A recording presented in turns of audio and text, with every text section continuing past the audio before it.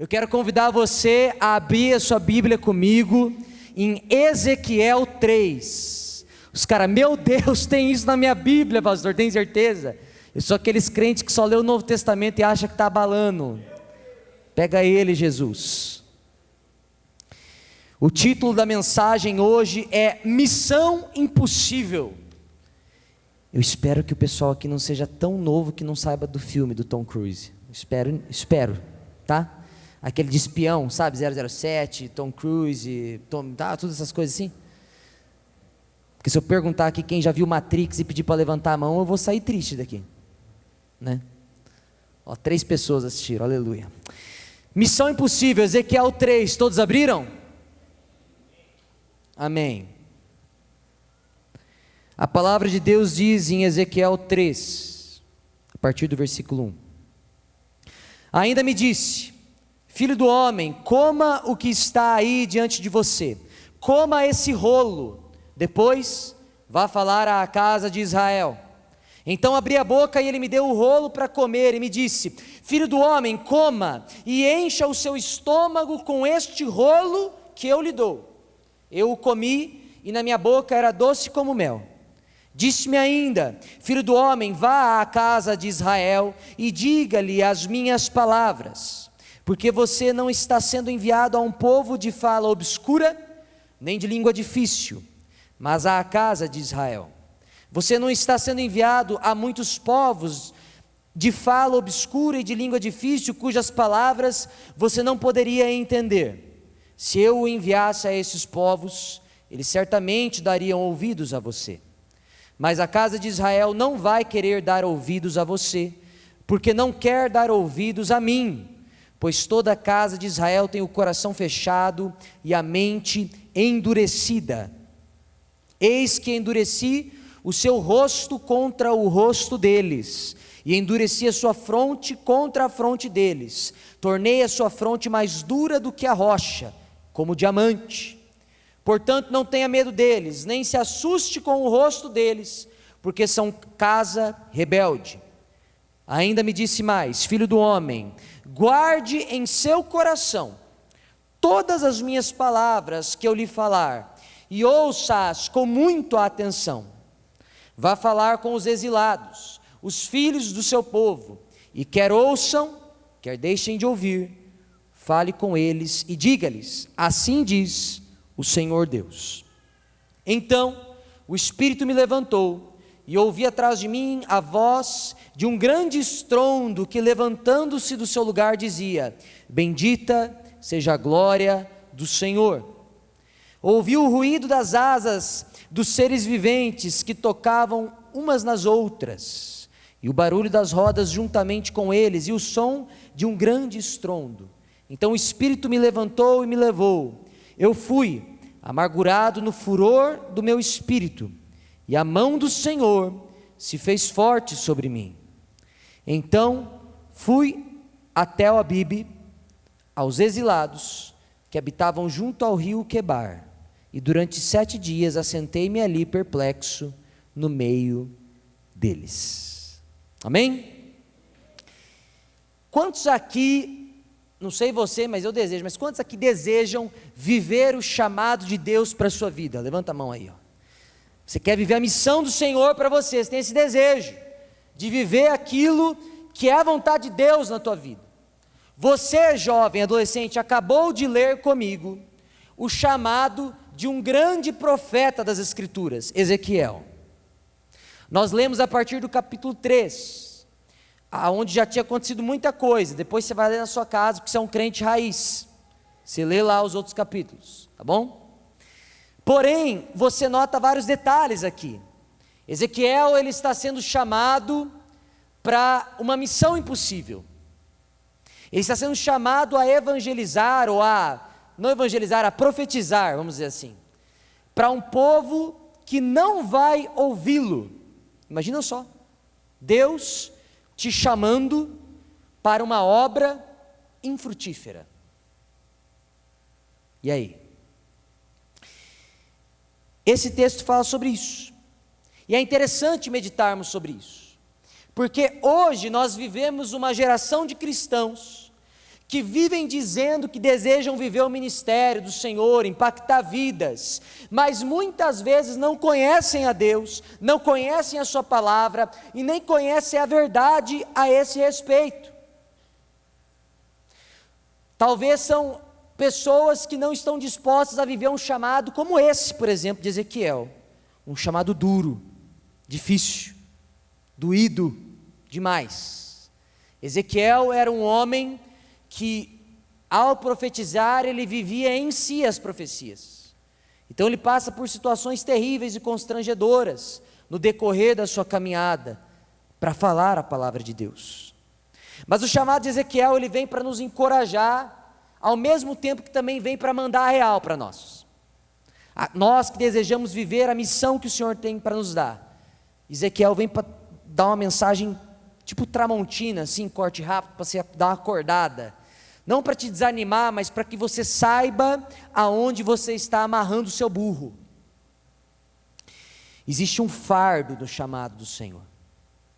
Existe uma frase de um monge católico de nome Tomás A Kempis. Ele tem um livro fantástico que chama Imitação de Cristo, e ele diz o seguinte: toda a vida de Cristo foi uma cruz e um martírio, e tu procuras para ti descanso e alegria?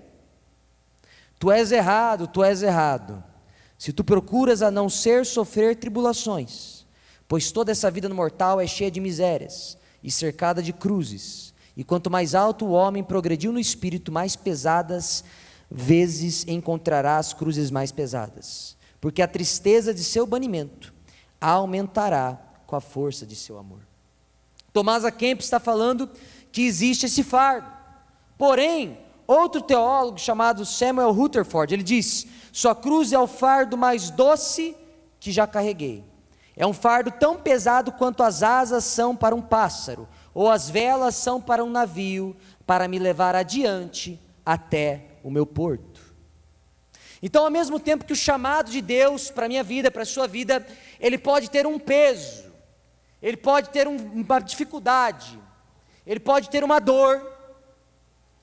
Este peso, esta dificuldade, esta dor, servirão certamente como uma vela para um navio, que nos levarão adiante, até o objetivo para o qual nós somos chamados. Não existe chamado que seja tudo suave na nave. É aquela história, é o cara que quer ser missionário, mas só se for em Miami, entendeu? Se for na faixa de Gaza, estou fora.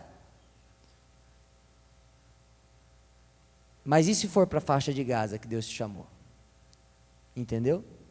Certamente você vai passar por dificuldades, lutas, que vão te levar adiante como pessoa, que vão te levar adiante como filho, filha de Deus. E nós precisamos pensar sobre isso. Nós precisamos olhar para a vida de Ezequiel, esse chamado, e entender isso. Porém, não é que Miami também é 100% fácil. Lá você vai encontrar uma sociedade cosmopolita, pós-moderna, a qual talvez até pós-cristã em certas formas. E se seu chamado for para lá, você certamente vai enfrentar outras dificuldades, outras lutas, mas que também serão como uma vela que vai te levar adiante. É como num filme do Missão Impossível. Deus nos chama para uma missão, para uma jornada, e nós podemos então nos preparar quando olhamos para a vida de Ezequiel. Amém? Primeira verdade que eu quero deixar ao seu coração é que não tem missão sem líder. Não tem missão sem líder. Igual o 007 tem o Sr. M ou a Sra. M, ou aquele filme das Panteras, que com certeza os adolescentes não assistiram, que até eu era novo nessa época, entendeu? Se você assistiu depois, tá? Mas tinha lá o líder que falava, né, no radinho. Eu até pesquisei qual é que era o nome e eu não achei não. Se alguém souber. Ou então, por exemplo, como o Homem-Aranha, mais atual esse, tá? Olhava para o Homem de Ferro para buscar suas orientações. Não tem missão sem líder. Deus, Ele é o nosso líder. Nós precisamos aprender a ouvi-lo e obedecê-lo. Nós precisamos conhecer o nosso líder. Caso contrário, a nossa missão nem é existente, né? Ela vai ser uma missão inventada por você mesmo. E é interessante quando nós olhamos para Ezequiel, vemos que Deus se apresentou para ele antes de dar uma missão. Nos capítulos que antecedem o capítulo 3, Deus ele aparece de uma forma gloriosa e aterrorizante para Ezequiel. Deus se revela. Emil Brunner, grande teólogo holandês, usado em pós-graduações aí na Europa, na sua teologia sistemática, na sua dogmática, ele fala que uma das maiores definições do nosso Deus é que Deus ele é um Deus que se auto-revela. Um Deus que na sua eternidade, soberania e luminosidade escolheu se revelar a seres tão pequenos como nós. Ele escolheu se revelar. Ele está aí para ser conhecido na pessoa de Jesus. E ele se revelou também a Ezequiel, para que Ezequiel pudesse conhecê-lo, pudesse ter uma consciência de quem ele é. E é interessante que Deus se revela a Ezequiel no meio do exílio. O povo havia sido exilado para a Babilônia, ou seja, o povo tinha sido retirado da sua terra, estava sofrendo, e Deus se revela ali, e isso era muito louco para Ezequiel, porque Deus se revelaria apenas no seu templo, na cabeça do judeu tradicional. Isso mostra para mim e para você, jovem adolescente, que Deus ele pode se revelar a nós, mesmo em circunstâncias que nós não estamos preparados para entender. Talvez nos lugares mais improváveis. Veio aqui na memória agora, não tinha preparado isso, mas veio na minha memória o chamado de um cara que vocês devem conhecer, o Teófilo Hayashi. Ele teve um chamado de Deus numa balada. Você há de convir comigo que a balada não é lá o lugar que você vai esperar ter uma revelação do Senhor, né? E se você está indo lá procurando isso, você está errado, tá? Fica a dica. Não é porque aconteceu com aquele irmão que tem que acontecer com você, tá? E aí o que acontece? Ele teve uma chamada de Deus lá, e Deus pode também se revelar a você em lugares que você nem imagina, em momentos que você nem espera, e nós precisamos estar cientes disso.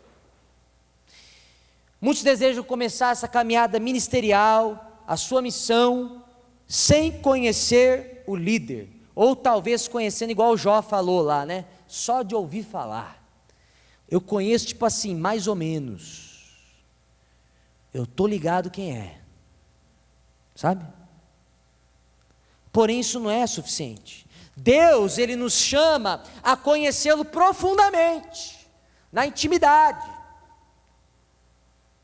É por isso que nós precisamos estar atentos a essa verdade. Nós somos moldados por quem nós conhecemos e temos intimidade.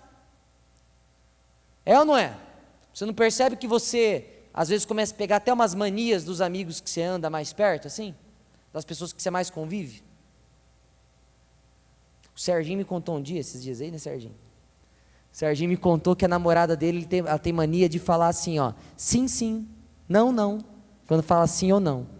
Aí diz que esses dias a mãe dele virou para ele, perguntou um negócio, ele olhou para mim e falou assim, sim, sim. Aí a mãe dele já zoou ele um monte. Nós somos moldados por aqueles que nós caminhamos mais perto. Se você quer ser parecido com Jesus, você precisa ter intimidade com Deus. É por isso que ao falar com Abraão, Deus disse em Gênesis 17:1, eu sou o Deus Todo-Poderoso, ande na minha presença e seja perfeito. É um convite de Deus para nós. Quando nós conhecemos a Deus, quem Deus é, nós começamos a entender o que Deus gosta, o que Deus não gosta. Quais seriam as orientações de Deus em determinado momento da nossa vida, nas bifurcações da nossa jornada, qual decisão tomar. Quem conhece a Deus tem mais facilidade.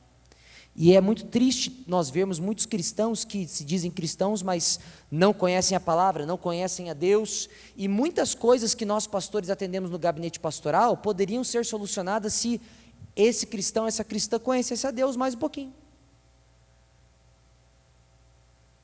Nós somos chamados a caminhar de perto com Deus, de perto. É só quando nós caminhamos com Deus que nós podemos crescer nessa semelhança com Ele. Por isso que não tem missão nenhuma sem líder. Mas o que mais é necessário para nós completarmos essa missão? A segunda verdade que eu quero deixar ao seu coração é: conheça o briefing da missão. International Preaching. Depois a Stephanie me ensina em alemão como é que fala briefing, tá, Stephanie? Para eu falar aqui. Mas conheça o briefing da missão. Entendeu? O que é o briefing? O briefing é o que vai rolar lá. Entendeu? São os dados, as regras, o que tem que acontecer, o que não tem que acontecer, o que você pode usar, o que você não pode usar. Conheça o briefing da missão, meu. Da mesma forma que não tem missão se o agente não souber nada sobre ela. Imagina só um agente secreto que não sabe nada sobre os seus, mais um internet aqui, sobre os seus gadgets. Ó, pegou aí ou não? Entendeu? Imagina se o Batman não soubesse usar seu cinto de utilidades. E aí? Você está entendendo? Nós precisamos saber usar aquilo que Deus colocou à nossa disposição. A palavra de Deus, ela é o nosso briefing. É nela que nós encontramos respostas, é na palavra que nós encontramos orientações. Deus pede para Ezequiel nesse texto comer um rolo, um papiro ali, que continha as palavras de Deus. E isso pode nos ensinar muita coisa. Nós precisamos comer a palavra, desejar a palavra, ter fome da palavra. A palavra é doce, ela é boa, é agradável. Nós precisamos digerir a palavra e deixar que ela faça morada em nós. Eu gosto muito da versão desse trecho do texto, da NVT. Não sei se alguém tem NVT aí, mas eu trouxe aqui que está escrito. Ela fala, nos versos 10 e 11, Filho do homem, primeiro deixe que minhas palavras entrem até o fundo do seu coração. Ouça-as com atenção. Depois vá a seu povo no exílio e diga-lhes, assim diz o Senhor soberano, faça isso quer ouçam, quer não. Esse assim diz o Senhor soberano, era uma fala profética. Os profetas, o que é profeta? É a boca do Senhor. Ele falava em nome de Deus. Mas Deus fala que Ezequiel precisava deixar essas palavras entrarem no fundo do seu coração primeiro, antes de ir lá falar essas palavras. Será que nós temos feito isso na nossa vida? Será que nós temos deixado a palavra de Deus adentrar no mais profundo do nosso ser, iluminando os cantos mais escuros, antes de pregar a palavra, antes de executar a missão? Ou nós estamos querendo queimar a largada, sair correndo, assumindo coisas que quem sabe a gente nem está preparado? É algo a se pensar. Nós primeiro lugar precisamos deixar a palavra de Deus ministrar a nossa vida, e só depois nós vamos executar a missão. Eu quero deixar aqui algumas dicas práticas para os agentes aqui presentes, antes de você sair nessa missão. Primeiro, quem for servir como agente de Deus, deve compreender que o chamado vem de Deus e apenas de Deus. Ou seja, não há necessidade de campo, de uma oratória boa, ou de outra qualificação externa que te autorize. Não, Deus, Ele te chama e Ele há de te capacitar dentro daquilo que Ele te chamou para fazer. Um teólogo chamado Daniel Block, ele diz: o Deus que nomeia seus servos também define a tarefa, escolhe o campo de serviço, fornece a mensagem e assume a responsabilidade pelo resultado. Quanto menos evidente for o fruto do ministério, mais crítico será o claro sentido do chamado. Olha isso. Quanto menos evidente for o fruto do ministério, ou seja, não é tão frutífero aos olhos da pessoa, mas o cara está lá, mais crítico será o claro sentido do chamado. Só quem foi chamado por Deus pode assumir algo dessa forma. Segunda dica: quem for servir como agente de Deus, deve ter uma visão clara de quem ele é. Nós já falamos sobre isso um pouco. Se o servo de Deus não entrar na sua missão com um senso de maravilha, de privilégio, por estar representando o Rei dos Reis, o Senhor dos Senhores, e não estiver convencido de que Deus é soberano sobre todas as coisas, o ministério vai ser um peso. Ezequiel precisou ter uma visão de Deus, da sua glória, Deus estava sentado num trono. Ezequiel precisou ficar maravilhado, atemorizado e ter a consciência de que Deus é soberano sobre todas as coisas, para que um ministério tão pesado como o dele não fosse um fardo. Você e eu precisamos ter uma visão clara de quem Deus é, para servirmos como agentes dele. Terceiro, quem for servir como agente de Deus, precisa ser empoderado pelo Espírito de Deus. Fato é que, após a ascensão de Cristo, a palavra fala que o Espírito de Deus é derramado sobre todo aquele que nele crê. Mas nós precisamos sim pedir para que o Espírito Santo de Deus nos capacite, nos empodere. Eu tenho um testemunho disso na minha vida. Momentos da história da minha caminhada, onde não tinha ninguém para tocar no louvor ou para cantar, já contei isso nos jovens, eu clamei ao Senhor. Eu não sabia cantar, era desafinado para caramba, não sabia tocar. E Deus foi dando, ensinando. Deus foi capacitando, Deus foi fazendo. Quarta dica: quem for servir como agente de Deus, precisa ser inspirado pela mensagem de Deus, que é o que nós falamos agora há pouco. Não basta apenas ouvir, tem que digerir a mensagem, deixar que ela gere vida dentro de você. A palavra precisa ministrar primeiro o seu coração, para que possa ministrar o coração de outra pessoa.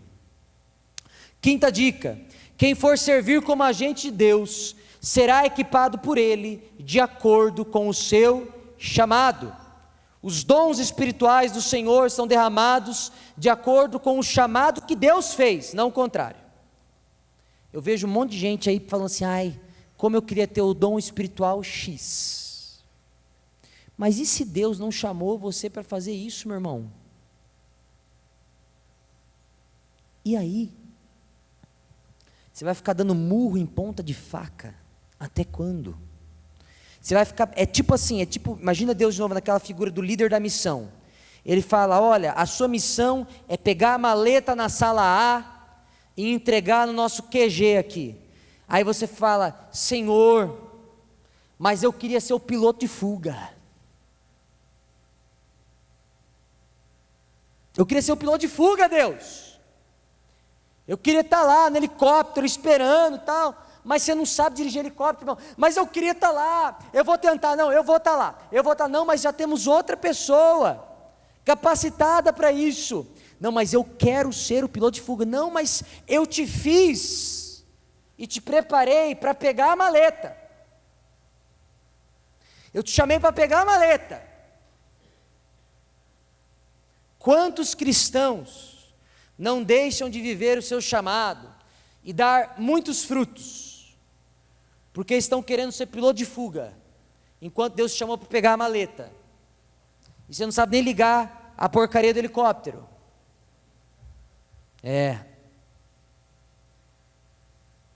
Não, mas eu sinto no meu coração que é o que Deus quer que eu faça.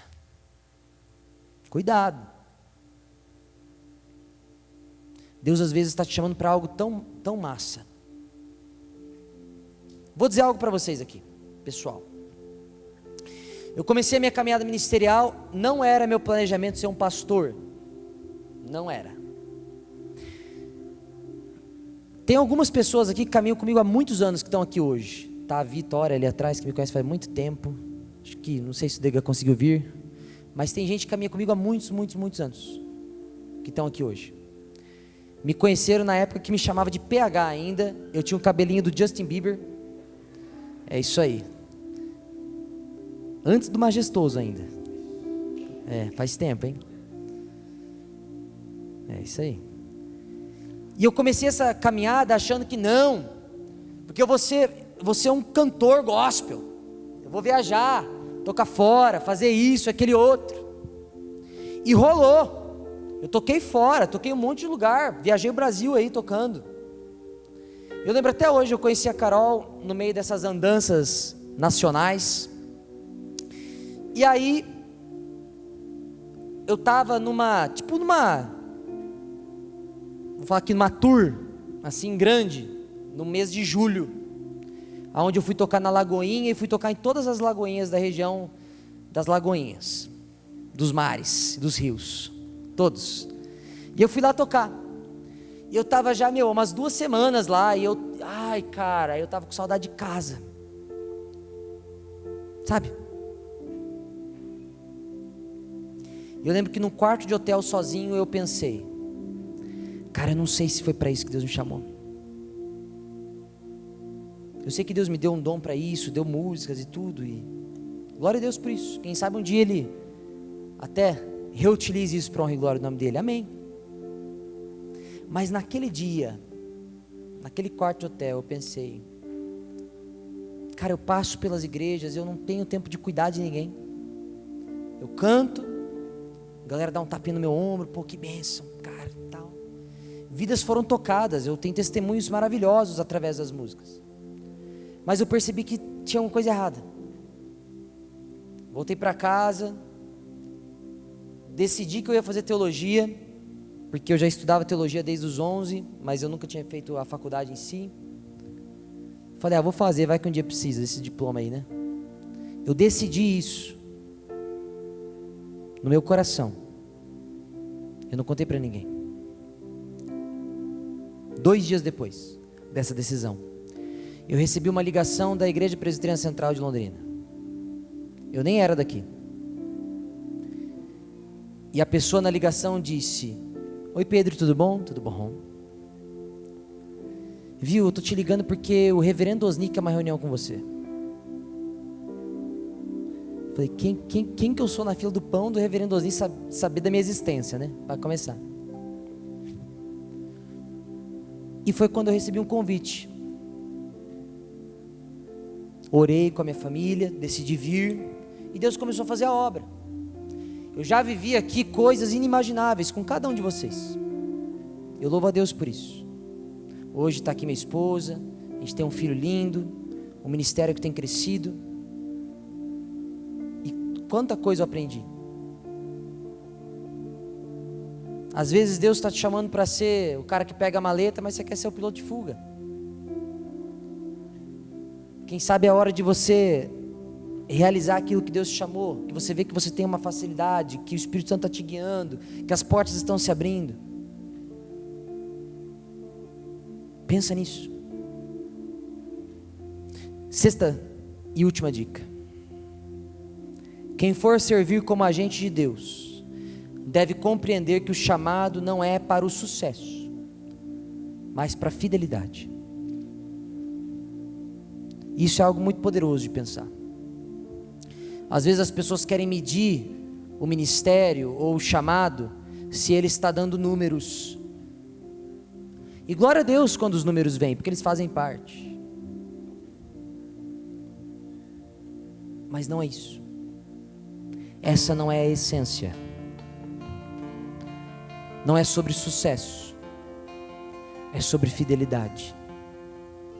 É sobre permanecer, mesmo quando as circunstâncias são contrárias. É sobre ser aquele que vai andar na contramão, mesmo que todo mundo esteja andando na outra direção. Porque Deus mandou.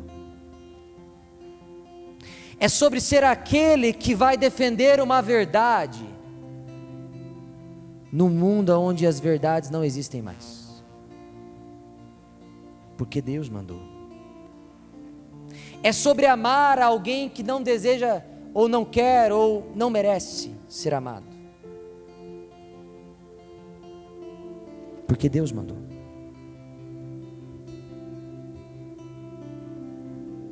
É isso que eu aprendo com Ezequiel. O texto fala que Ezequiel levanta dali amargurado de espírito. Ezequiel é daquele que pode até ficar bravo com Deus pelo seu chamado. Pode até falar, Deus, eu não quero, eu não vou fazer. Mas no instante seguinte ele vai lá e faz.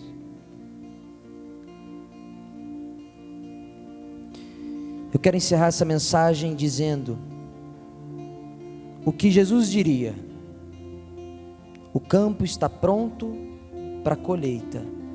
Ou em outras palavras, nós temos muitas missões em aberto. Ore para que o líder envie seus agentes. Meu desejo é que cada dia mais adolescentes e jovens se levantem para se colocar à disposição de Deus, em missões que são impossíveis para os homens, mas possíveis para aquele que nos chamou. Eu fico imaginando se cada um de nós agíssemos como Ezequiel. Mesmo no meio dos problemas, estaríamos ali, prontos para servir em obediência. Aonde será que nós estaríamos como Ministério de Adolescentes? Aonde será que nós estaríamos como Ministério de Jovens? Aonde será que estaríamos como igreja? Como será que impactaríamos a nossa cidade? Se realmente abraçássemos o fato de que somos embaixadores, agentes do Senhor, em missão. Como estaria a nossa agenda? Como estaria a distribuição do nosso tempo? Deus está te chamando. Está na hora de dizer: eis-me aqui, Deus, envia-me a mim, quero ser usado pelo Senhor. Amém?